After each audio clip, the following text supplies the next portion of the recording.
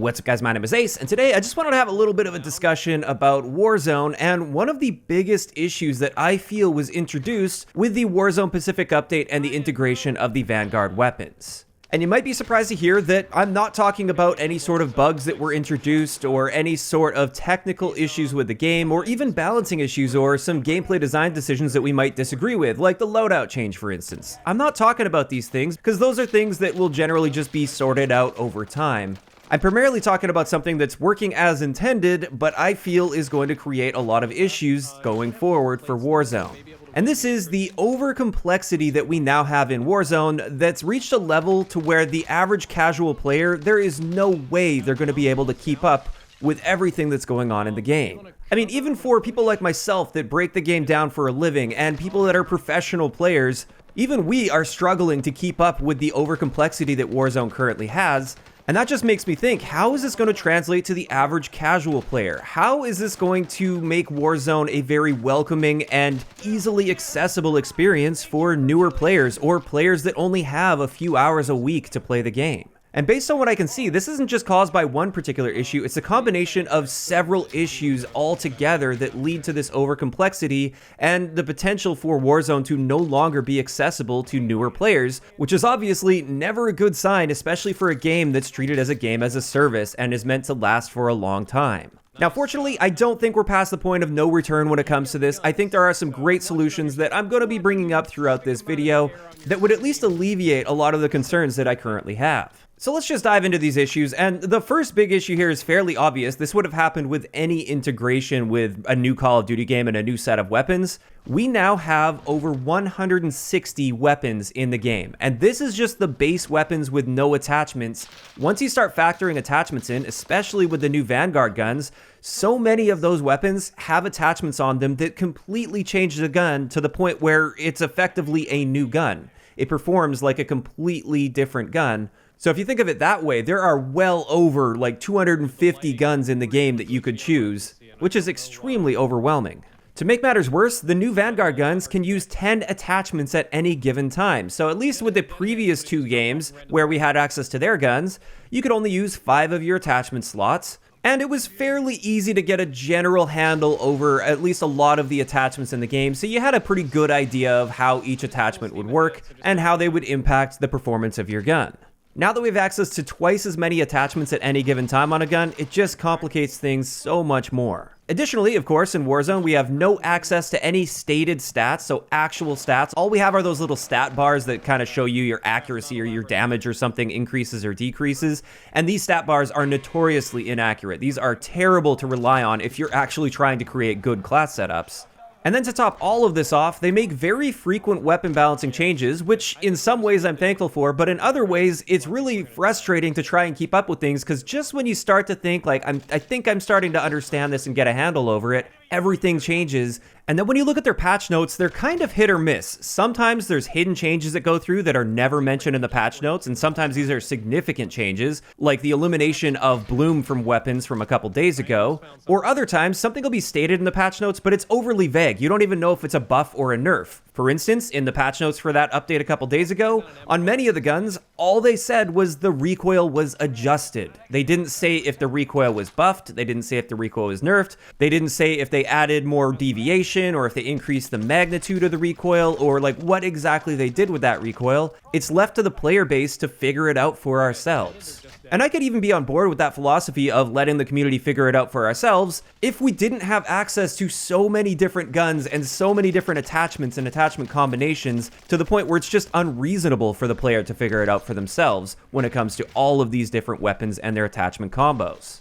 Next up, another thing that really feeds into this issue is the weapon leveling. The weapon leveling is painfully slow, especially for those people that only play Warzone. Now, if you did buy Vanguard at launch and you've been grinding your weapons, sure, you get a bit of a leg up, and it definitely is easier to grind out weapons in either multiplayer or zombies, even though I heard they nerfed that zombies weapon leveling strat. But in either case, it takes a very long time to max out a weapon and get all of the attachments unlocked. And since Warzone does rely pretty heavily on loadouts, especially as you start getting later in the game, there is a massive discrepancy between somebody that has a gun completely maxed out with all their ideal attachments versus somebody who's still trying to level that gun up. And that's not a problem in like regular multiplayer where when you die, you just respawn and you're back in the fight.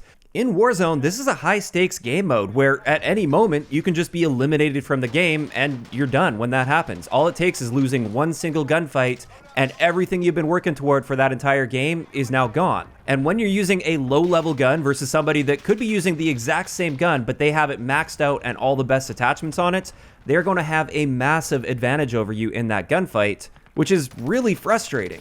And connecting this back to the really frequent weapon updates as well, this creates another issue with these frequent weapon updates, and this is the fact that you might spend your limited gaming time grinding super hard for that weapon that is the current meta weapon. It's the best gun in the game. You spend every little minute of gaming time that you have available to you just to get that max level, and the moment you get that perfect attachment combination unlocked, they now nerf that gun into the ground, and it's the next gun that you have to start grinding for because that's the next meta. And this will just be a never-ending cycle for many people that don't have a ton of time to max out every single gun in the game, so they're prepared for these frequent meta changes. And when you look at all of these things that I just mentioned in combination, this must be so ridiculously overwhelming for a brand new player to get into Warzone, or even just for somebody that loves Warzone and has been playing it, but they only get those few hours a week to play it. How could they possibly be keeping up with everything? How could they feel as though they're even playing on a level playing field when they literally just don't have enough time to be leveling up all the guns to remain competitive constantly in the game? Now, like I said, I don't think we're past the point of no return when it comes to this. I think there are a few things that could be reasonably done in the future to alleviate a lot of these issues. And when it comes to the overwhelming number of guns and all of the different attachment combinations and just the fact that we're always unclear about the exact stats of these guns, I think the first thing they did, which is actually a big step in the right direction, is having Vanguard Royale. I like the fact that Vanguard Royale is there and it's being pushed quite hard because this at least limits that weapon pool down to only the Vanguard guns. This definitely helps things. So it's pretty clear that they were at least thinking of this issue. They had it on their minds and they were trying to figure out how to alleviate it. And that was definitely a step in the right direction. However, taking this to the next level, I think it would be great to see in-game stated stats, just like we see in Vanguard as well as Black Ops Cold War. They don't even have to be crazy complex. They just have to be good enough that you actually get a solid indication of what's happening to your gun when you're putting various attachments on. How much is this attachment hurting your aim down sight time? Or if you're using a barrel attachment that boosts your damage or harms your damage, what is the exact damage value that you're going to be seeing before putting that barrel on versus after putting that barrel on? Weapon and attachment stats like this should be the bare minimum at this point when it comes to Warzone, with how many weapons, attachments, and frequent weapon updates that we're seeing in Warzone. And taking that to the next level, something that I think would be amazing to see for Warzone, this would be a game changer. This is a firing range, and a very solid version of a firing range as well. So something that you can boot up, you can have access to any weapon and attachment combination that you want right from the beginning, even if you don't have that gun unlocked. Give everybody access to every attachment combination in this firing range so they can test out various weapons and attachment combos to see what suits them best and what works best for them. And they can do so before they even have the weapon unlocked, so then they have something to strive for. Once they find that perfect build for them in the firing range, now they know that they can start working toward unlocking all of the attachments so they can have that build for themselves. Now, in this firing range, the big thing that I would expect to see is either the ability to see exact damage values as you're shooting your target, or at the very least, just give us targets that actually have accurate health and armor values. So not like those fold down targets that we see in the orientation that don't have any different multipliers as far as I'm aware for headshots versus upper torso shots versus lower torso shots. I think ideally you'd put bots out in the firing range that can't shoot back, they just stand stationary, or maybe you could have them like strafing side to side or something so you can practice with that. And with these, make them actually behave like a real player when it comes to their health and damage modifiers. So a headshot should count for a headshot against them, just like it will in the regular Warzone, so everything translates nicely. Also with this firing range, make sure we have access to both close range as well as really long range engagement, so we can see how that damage drops off over time, or how our bullet velocity will impact things over distance. Now, in the past, I have asked for a firing range like this, but honestly, back in the day, this was more so just for the content creation side. I don't even think the average player would have used it a whole lot, but I think we've reached a stage now where things have gotten so overly complex that this would massively benefit even the average casual player out there, and they would absolutely take advantage of this firing range to figure out what's actually good and what works for them. But finally, there's that one last issue that I wanted to talk about in this video, and this is just the fact that the weapons level so painfully slowly that for the average casual player out there, they're just not going to be able to keep up and compete with the people that have the time to grind this day in, day out. And when it comes to this one, I think the solution is very simple and obvious: buff XP rates across the board. And you might be thinking, why would they do that? Of course, they're not going to do that because they want you to invest as much time into the game as possible, leveling up those guns, because all that really matters is player retention, it seems. And also, of course, they want to strongly encourage people to buy Vanguard so that they can level up their guns more efficiently in Vanguard so then they can use them in Warzone. And I do get the mindset behind that, and I'm sure it is working out, at least for a lot of people, but I also fear that if you go too far in the other direction, which I feel like they have done, I think for many people this becomes so overwhelming that they just disengage from it completely. They may take a look at how long it takes to max out a gun, and instead of thinking to themselves, yeah, I'm going to put the time in, even though I don't get much gaming time, I'm going to put that time in and grind for it and unlock it because it's going to be so rewarding once I get to that.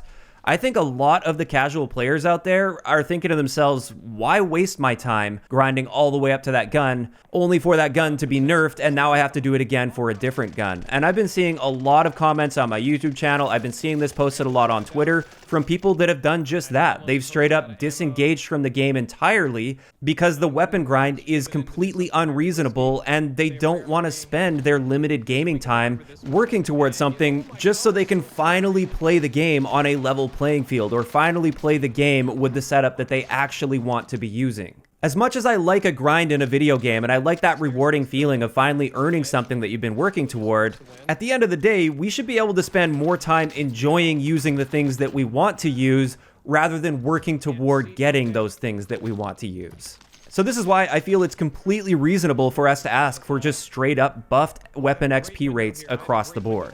And with that, that's going to wrap it up for today's discussion on one of the biggest issues that I feel Warzone is going to be running into going forward long term. How are you going to keep attracting new players? How are you going to keep those really casual players that don't have a lot of gaming time? How are you going to keep them around and enjoying your game and wanting to play your game? With the way everything is set up currently, I don't think this is a very welcoming environment to new players, and I don't see the casual audience hanging on for very long. And once that casual audience goes, and once you get to the point where you're not attracting many new players, that is not a good sign for the future of the game. So I really hope this is something they're actively aware of internally and working on solutions to. Like I said, there are some great solutions out there that would definitely alleviate these issues, and I just hope they manage to get on top of these sooner rather than later. Now, of course, this is just my opinion on this whole situation. I want to hear from you guys in the comment section below.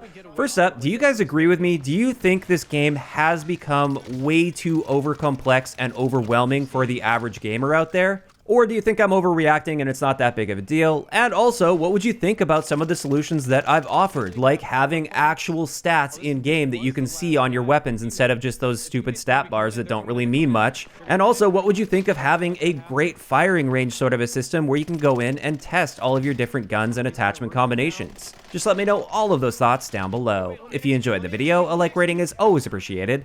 And don't forget to subscribe for more if you haven't already. I'll talk to you guys next time.